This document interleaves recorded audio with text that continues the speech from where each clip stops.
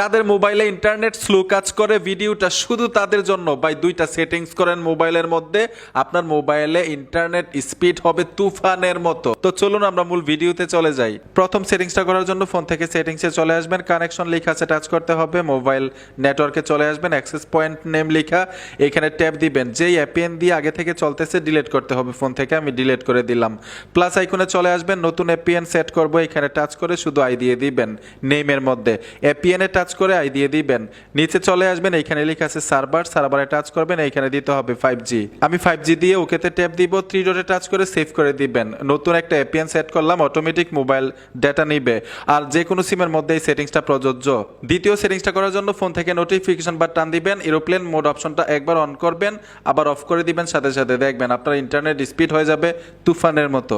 আর mobile network সেটিংসটা কিন্তু প্রত্যেকটা মোবাইলেই আছে, আপনি একটু খুঁজে নেবেন। আমার মোবাইলে হয়তো অন্যরকম সেটিংস, আপনারটা একটু ভিন্ন হইতে পারে। মোবাইল নেটওয়ার্ক লিখে আপনারা সার্চ করলেও কিন্তু সেটিংসটা পাবেন।